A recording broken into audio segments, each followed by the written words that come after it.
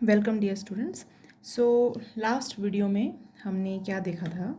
हमने coordination chemistry start की है और कोऑर्डिनेशन केमिस्ट्री में we are studying the crystal field splitting and crystal field stabilisation energy. ठीक है, तो जनरली हम क्रिस्टल फील्ड थ्योरी के बारे में पढ़ रहे हैं। लास्ट टाइम हमने ऑक्टाहेड्रल कॉम्प्लेक्सेस को कवर किया था। हमने क्या पढ़ा था? Crystal field splitting in case of octahedral complexes पढ़ा था। ठीक है, तो हम देख रहे थे वहाँ पे कि जो डी ऑर्बिटल है, डी ऑर्बिटल टू सेट्स में स्प्लिट हो जाता है। One set is T2G set and another set is EG set. ठीक है, इसमें क्या होता है कि EG सेट की एनर्जी हायर होती है एंड T2G सेट की एनर्जी लोअर होती है। ठीक है, this splitting of D orbital into two set it is called as crystal field splitting. क्या बोलते हैं इसको? Crystal field splitting. और T2G और EG में जो भी एनर्जी डिफरेंस है इसको क्या बोलते हैं? It is called as crystal field splitting energy, जिसको हम डेल्टा नॉट से रिप्रेजेंट करते हैं। ठीक है, क्रिस्टल फील्ड स्प्लिटिंग एनर्जी। ठीक है, और डी ऑर्बिटल को how much stabilisation is provide to D orbital due to crystal field splitting is called as crystal field stabilisation energy, जो हमने लास्ट वीडियो में हमने कैलकुलेट किया था in the cases of octahedral complexes. इस बार हम स्टार्ट करेंगे crystal field splitting in case of tetrahedral complexes. ठीक है, तो इस बार हम टेट्राहेड्रल कॉम्प्लेक्सेस के बारे में पढ़ेंगे। Tetrahedral complexes, first of all तो हमें पता होना चाहिए कि टेट्राहेड्रल कॉम्प्लेक्सेस को हम कैसे डिनोट करते हैं। It is denoted by the letter TD। और टेट्राहेड्रल कॉम्प्लेक्सेस के लिए कोऑर्डिनेशन नंबर कितना है? Coordination number is 4। ठीक है, कोऑर्डिनेशन नंबर 4 के लिए you have two types of geometries.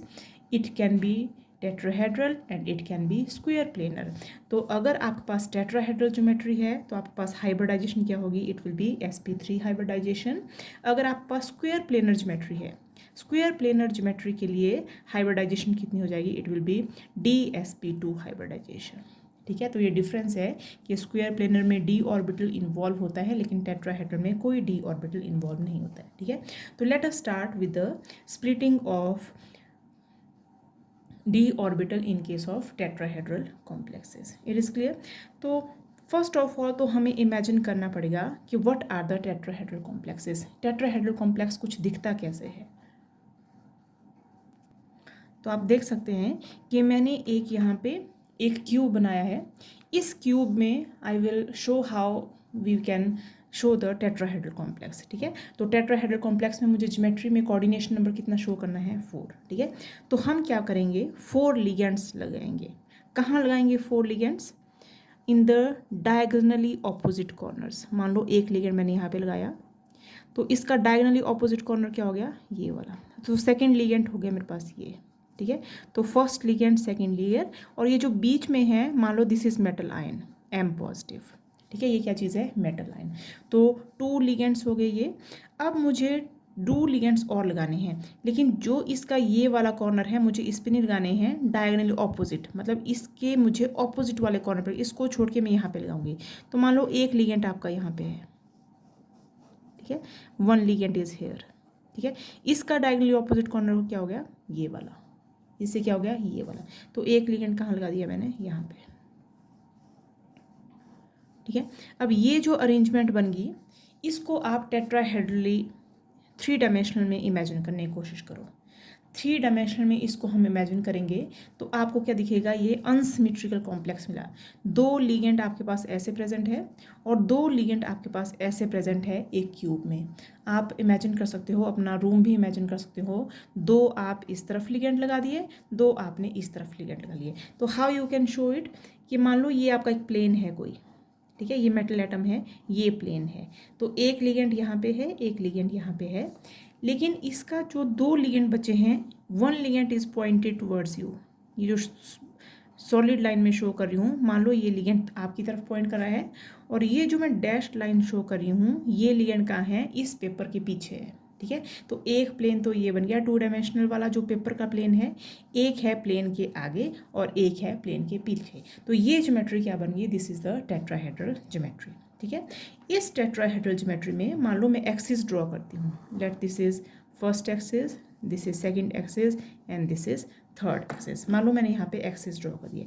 तो ये जो ये वाला एक्सिस है, let it is Z axis, let this is X axis ये वाला, and let this is Y axis. ठीक है, तो अब हमारे पास बन गया है टेट्राहेड्रल कॉम्प्लेक्स, ये लिगेंड है उसके साथ, और ये हमने क्या बना दिया यहाँ पे एक्सिस बना दिए हैं। ठीक है, तो हम क्या देखते हैं, क्या कंक्लूड करते हैं इस कॉम्प्लेक्स में, क्या देखा हमने कि ligands they can be imagined to be present on the corner of a square. हमने कहाँ किया लिगेंड को imagine, on the corner of the square, on diagonally opposite corners. Corner of a square नहीं लिखेंगे हम, क्या लिखेंगे यहाँ पे, corner of a cube. Cube हमने दो स्क्वायर इकट्ठे बना लिए, तो हमने 3 डायमेंशनल में रिप्रेजेंट किया, तो इसको स्क्वायर की जगह हम क्या लिख देंगे यहाँ पे, क्यूब। तो ligands can be imagined to be present on the corner of a cube on diagonally opposite corner. ठीक है, डायगनली ऑपोजिट कॉर्नर थे ये जो मैं आपको शो कर थी, डायगनली ऑपोजिट कॉर्नर। ठीक है, we see that no ligand are directly pointed towards the d orbital. अब आप देखो यहाँ पे कि ये लिगेंड, ये लिगेंड, ये लिगेंड और ये लिगेंड, आप इन 4 में से कोई भी ऐसा कोई लिगेंड नहीं है जो आपके पास जेड एक्सिस, एक्स एक्सिस और वाई एक्सिस के अलोंग डायरेक्टली पॉइंटेड है। ठीक है, तो आपके पास जो मेटल के ऑर्बिटल होंगे वो होंगे d x square minus Y square, और एक होगा आपके पास डी जेड स्क्वायर। तो ना तो D x square minus Y square, ना डी जेड स्क्वायर एक्सिस के अलोंग या लिगेंड के अलोंग पॉइंटेड नहीं है, लिगेंड कुछ और डायरेक्शन में है, और D x square minus Y square और D Z square different direction में। ठीक है, similarly the D x Y, the D Y Z and D Z X, ये जो 3 ऑर्बिटल्स हैं ये भी आपके पास डायरेक्टली लिगेंड की तरफ पॉइंटेड नहीं है। ठीक है, तो टेट्राहेड्रल कॉम्प्लेक्सेस में हम ये कंक्लूड करते हैं कि डी ऑर्बिटल का ऐसा कोई भी ऑर्बिटल नहीं है which is Poynting directly towards the ligand orbitals. Ligand की तरफ हमारे पास कोई भी ऑर्बिटल नहीं पॉइंटेड है, इसीलिए जो भी यहाँ पे क्रिस्टल फील्ड स्प्लिटिंग होगी, जो भी लिगेंड मेटल की तरफ अप्रोच होगा, वहाँ पे repulsions they are always less as compare to that of repulsions which are present in octahedral complexes. क्योंकि ऑक्टाहेड्रल कॉम्प्लेक्सेस में हमने लास्ट वीडियो में देखा था कि जो लिगेंड है वो जेड एक्सिस, एक्स एक्सिस और वाई एक्सिस की तरफ डायरेक्टली पॉइंट हो रहे थे, इसीलिए इन 2 ऑर्बिटल की एनर्जी बहुत ज़्यादा इंक्रीज हो जाती है। ठीक है, लेकिन टेट्राहेड्रल कॉम्प्लेक्स में ऐसा कोई केस नहीं है। इन 5 के 5 ऑर्बिटल से all these 5 orbitals they are not pointed directly towards the ligand, कोई भी लिगेंड की तरफ पॉइंटेड नहीं है, इसीलिए जो अमाउंट ऑफ रिपल्शंस हैं वो क्या है आपके पास लेस हैं, और क्या हो जाता है कि जो स्प्लिटिंग है वो भी क्या हो जाएगी, इट विल बी लेस।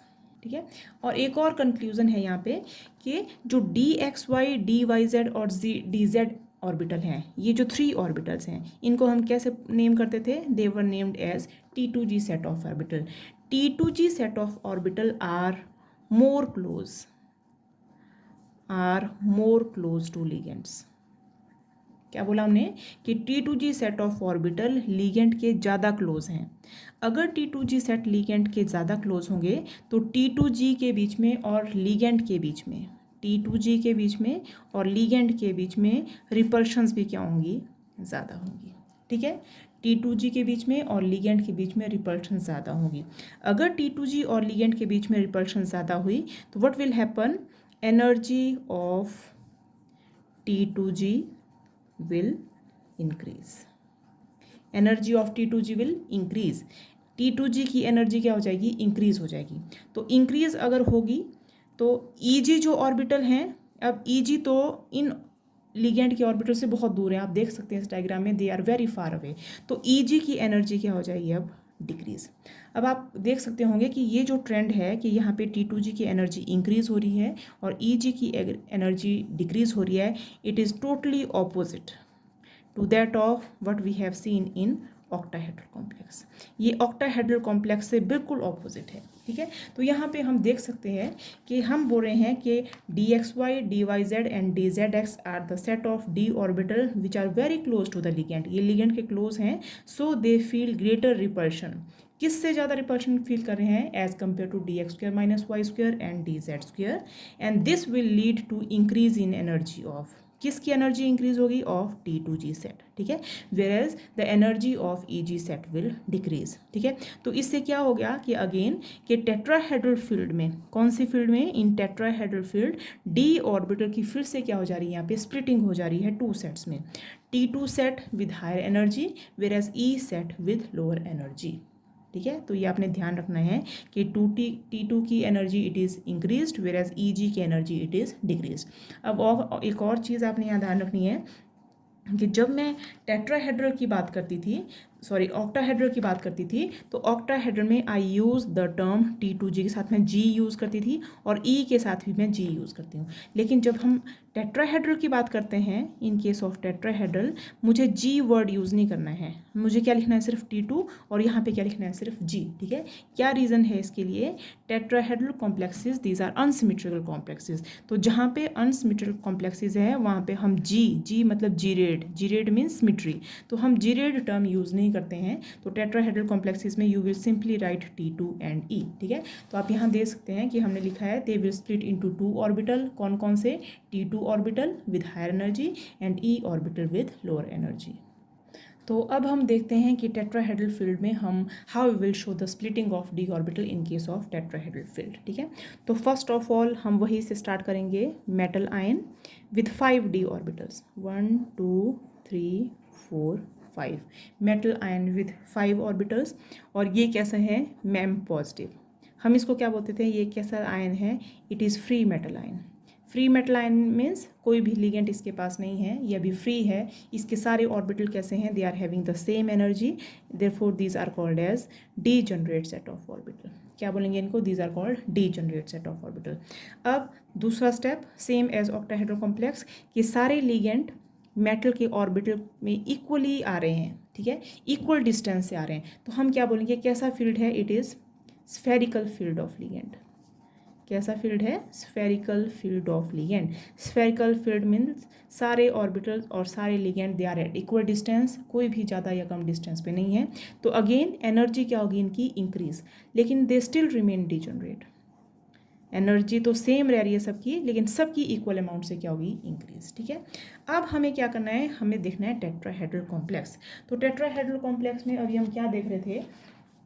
अभी हमने देखा कि टेट्राहेड्रल कॉम्प्लेक्स में जो लीगेंड हैं वो डायरेक्टली पॉइंटेड नहीं है, और T2G की एनर्जी क्या हो रही थी? इंक्रीज, वेयरएज EG सेट की एनर्जी क्या हो रही थी? डिक्रीज, ठीक है। तो हम क्या करेंगे यहाँ पे? हम T2G सेट की एनर्जी क्या कर देंगे? इंक्रीज। तो T2G वॉज दिस, और हम T2 ही वर्ड यूज़ करेंगे, यहाँ पे G वर्ड यूज़ नहीं करेंगे। और EG की एनर्जी क्या होगी? डिक्रीज। तो this is E set with E set क्या होते हैं? dx square minus Y square, and this is dz square, this is dxy dy z and dzx, ठीक है। इनकी एनर्जी क्या होगी? इंक्रीज, ठीक है। तो अब आप देख सकते हैं कि जो भी हमने स्प्लिटिंग पैटर्न ऑक्टाहेड्रल में देखा था, ये जो स्प्लिटिंग पैटर्न है ये क्या है? उससे बिल्कुल रिवर्स ऑपोजिट डायरेक्शन में है, ठीक है। तो this is the splitting pattern in case of tetrahedral complexes. Again this is the energy difference between T2G set and EG set, ठीक है। इसको किससे रिप्रेजेंट करते थे हम? डेल्टा। अब डेल्टा है, लेकिन कैसे कॉम्प्लेक्सेस में है ये delta? It is in the tetrahedral complexes. तो हम क्या यूज़ करेंगे यहाँ पे? We will use the word letter delta T, means splitting in case of tetrahedral complexes. Is it clear? ठीक है। अगेन हम इन ऑर्बिटल की एनर्जी को डिफाइन कर देते हैं। तो जो आपके पास E सेट होता था, E की सेट की एनर्जी कितनी थी? इट वॉज 6, ठीक है। तो हम नीचे की तरफ है तो हम क्या लिखेंगे कि -6dq, ठीक है। कितनी होगी इसकी? It is -6dq। इसकी एनर्जी इंक्रीज हो रही है EG। तो T2 वाले सेट की एनर्जी कितनी थी? It was 4dq। क्योंकि एनर्जी यहाँ पे इंक्रीज हो रही है तो हम क्या लिखेंगे? अब इट इज़ +4dq, ठीक है।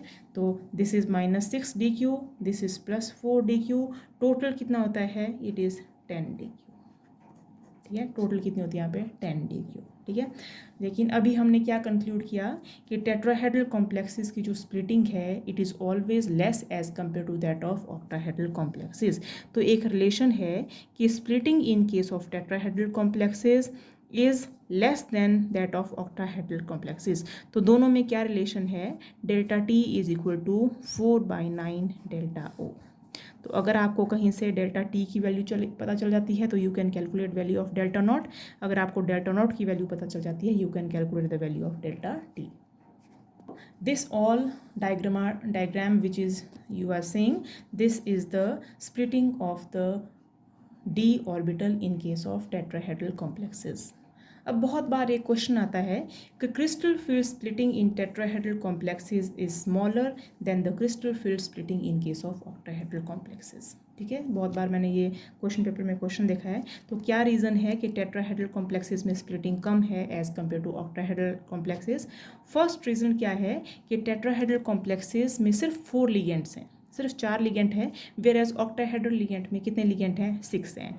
तो जितने लेसर नंबर ऑफ लिगेंड होंगे उतनी लेस रिपल्शन होगी, laser will be the splitting. ठीक है, जितने कम लिगेंड होंगे वो उतने कम रिपेल करेंगे मेटल एटम को, मेटल के इलेक्ट्रॉन को, और जितनी कम रिपल्शन होगी स्प्लिटिंग भी उतनी क्या होगी? It will be lesser. तो this is one reason for the lesser amount of CFSE in case of this tetrahedral complexes. दूसरा रीज़न क्या है कि जब हम ऑक्टाहेड्रल कॉम्प्लेक्सेस की बात करते हैं तो ऑक्टाहेड्रल कॉम्प्लेक्सेस में ligand they are directly pointing towards the orbitals. कुछ लिगेंड ऐसे हैं, कुछ क्या वहाँ पे सारे ही लिगेंड ऐसे हैं जो एक्सिस के अलॉन्ग पॉइंट करते हैं, इसीलिए dx² - y² और dz² के बीच में और लिगेंड के बीच में रिपल्शन बहुत ज़्यादा इंक्रीज हो जाती है। तो जितनी ज़्यादा रिपल्शन इंक्रीज होगी स्प्लिटिंग भी उतनी ही ज़्यादा ही होगी। लेकिन टेट्राहेड्रल कॉम्प्लेक्सेस में ऐसा कोई भी लिगेंड नहीं है जो मेटल के ऑर्बिटल की तरफ बिल्कुल डायरेक्टली पॉइंटेड है, ये थोड़े बहुत दूर हैं, ये डायरेक्टली पॉइंटेड कोई लिगेंड नहीं है, इसीलिए टेट्राहेड्रल कॉम्प्लेक्सेस में repulsion is less and therefore splitting is also less. ठीक है, तो अगर स्प्लिटिंग लेस होगी, मान लो ये है लेस स्प्लिटिंग, ठीक है, कम स्प्लिटिंग हुई है, तो मान लो ये है आपके पास Eg ऑर्बिटल और ये वाला है आपके पास T2g ऑर्बिटल। तो जब भी यहाँ पे इलेक्ट्रॉन की आप फिलिंग स्टार्ट करोगे, फॉर एग्जांपल आपको D6 कॉन्फ़िगरेशन या D6 छोड़ दो, मान लो आपको D5 कॉन्फ़िगरेशन फिल करनी है, तो आप 1 2, अब आप कभी पेयरिंग नहीं करोगे क्योंकि ये जो एनर्जी डिफरेंस है ये बहुत स्मॉल एनर्जी डिफरेंस है, तो आप सीधे ऊपर चले जाओगे। ठीक है, there will be no pairing, तो हम क्या बोलेंगे? There will be no pairing of electron. किसके बीच में? In case of tetrahedral complexes. तो अगर यहाँ पे कोई पेयरिंग नहीं हो रही है तो always the complexes which will be formed they are always high spin complexes. ठीक है, कैसे कॉम्प्लेक्सेस हैं? हमेशा कैसे कॉम्प्लेक्सेस बनेंगे? High spin. तो this is very important result that in tetrahedral complexes all the complexes these are of high spin complexes. ठीक है, तो this was all towards the today's lecture. हमने पढ़ा crystal field splitting in case of tetrahedral complexes and reason for the low value of CFSE in case of tetrahedral complexes.